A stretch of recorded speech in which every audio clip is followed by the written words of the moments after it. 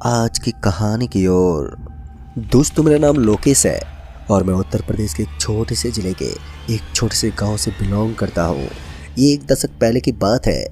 रात का समय हो रहा था और आज भी मैं रोज की तरह मैं अपनी पिकअप में सामान लोड करके किराए पर निकल गया था। रात में मेरे पास कुछ ज़्यादा ही डिलीवरी का ऑफ़र आता था, इसलिए मैंने कभी भी इन डिलीवरी के ऑफ़र को इनकार नहीं किया। मेरी गाड़ी सामान से ओवरलोड थी और इस समय मैं उत्तर प्रदेश के कारक हाईवे पर गाड़ी चला रहा था। वैसे भी मुझे डिलीवरी करना रात में ज़्यादा अच्छा लगता था। अभी मैं गाड़ी ड्राइव कर रहा था कि तभी मुझे ऐसा लगा कि गाड़ी में कुछ गड़बड़ हुई है। दरअसल गाड़ी में कुछ कुछ की आवाज़ आई और उस आवाज़ को सुनते ही मैंने गाड़ी रोकनी चाहिए, लेकिन इससे पहले मेरी गाड़ी उस सड़क पर एक पेड़ के नीचे आकर थम गई। अभी ये रास्ता मेरे लिए थोड़ा नया था। वो क्या था कि मैं कारक हाईवे पर दूसरी बार ही आया था। गाड़ी थमी तो मेरी नज़र सामने बोनट की तरफ गई तो मैंने देखा कि बोनट में हल्का हल्का धुआं निकल रहा था।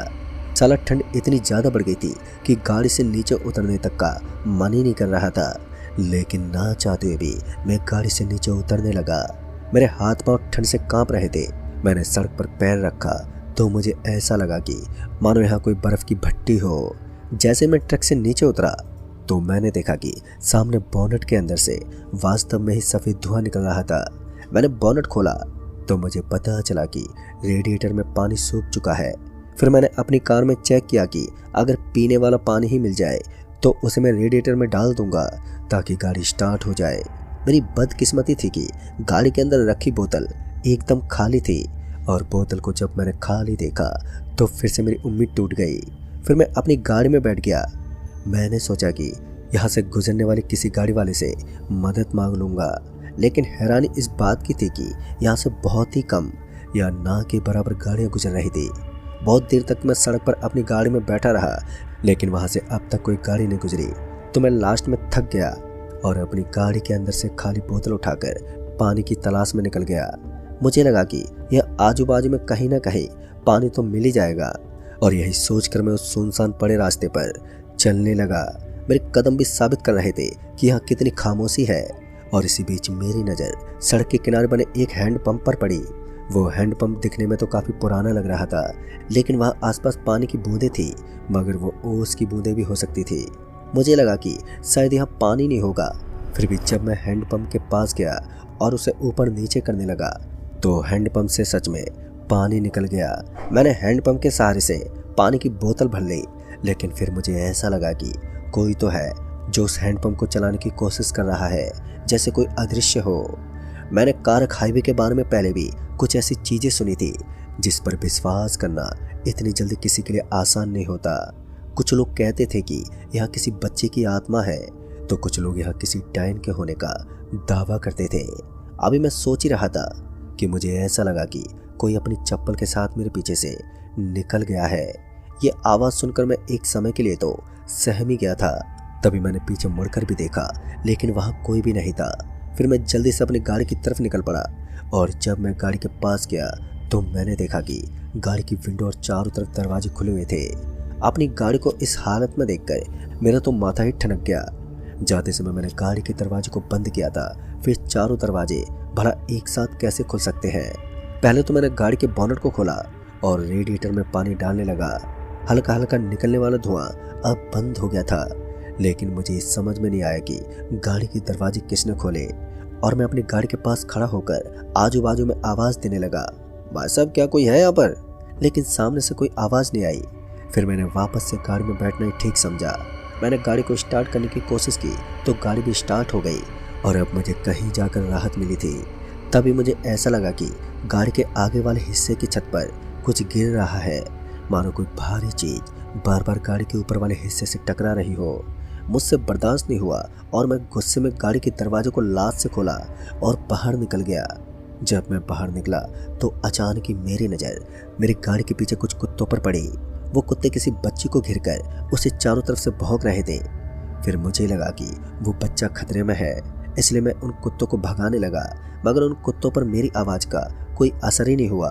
फिर मेरी आंखें भी उस बच्चे के पैरों पर पड़ी तो मैं डर से सहम गया, क्योंकि उस बच्चे के पैर पीछे की तरफ मुड़े हुए थे और उसकी गर्दन उसकी धड़ से लटक रही थी। इतनी सी बातें मुझे विश्वास दिला गई थी कि ये कोई नॉर्मल बच्चा नहीं है। तभी मैं एकदम से घूमा और डर से गाड़ी में बैठने लगा। उन कुत्तों की आवाज़ आना भी बंद हो गई। जब मैंने एक पल के लिए पीछे पलट कर देखा तो मेरी आंखें फटी की फटी रह गई। दरअसल उस छोटी सी बच्ची ने उन सभी कुत्तों को ज़मीन पर पटक पटक कर मार दिया। वो सभी मरे उस बच्ची के सामने पड़े थे और उस बच्ची के इस भयानक करतूत से मुझे पूरे तरीके से विश्वास हो गया था कि यह एक प्रेत का रूप है। इसलिए मैंने गाड़ी को स्टार्ट किया और आगे निकलने लगा।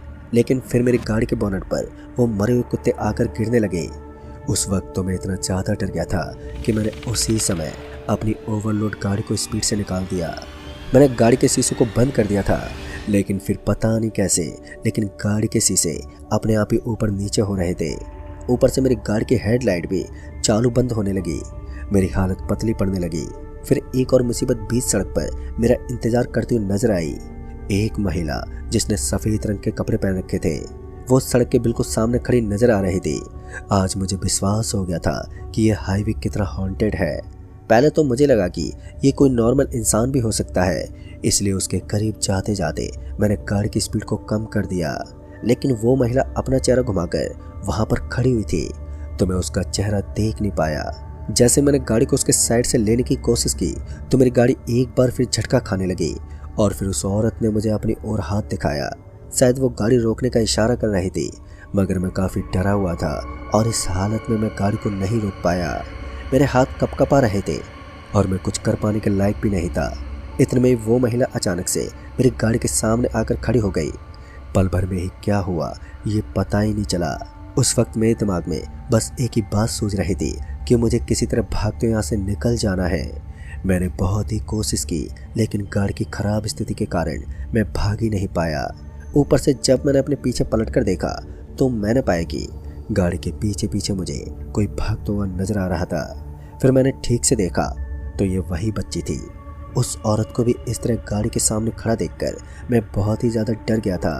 मैंने गाड़ी के शीशों को चारों तरफ से बंद कर दिया और अपनी आंखें बंद करके एक पल के लिए गहरी सांस खींचने लगा। हालात ऐसे थे मानो एक तरफ कुआं तो दूसरी तरफ खाई। अचानक ही बंद आंखों में मुझे ऐसा लगा कि कोई मुझे घूर रहा है। पता नहीं क्यों मुझे ऐसा महसूस हो रहा था, कोई तो है जो मुझे गाड़ी के बाहर से लगातार घूर रहा है। फिर जब मैंने अपनी आंखें खोली तो मैंने देखा कि मुझे बाहर कोई भी नजर नहीं आ रहा था। सड़क एकदम सपाट पड़ी थी। मैंने गाड़ी का एक्सीलेटर दबाया और गाड़ी को निकालने की कोशिश में लग गया, लेकिन मेरी किस्मत ने मेरा साथ ही छोड़ दिया था।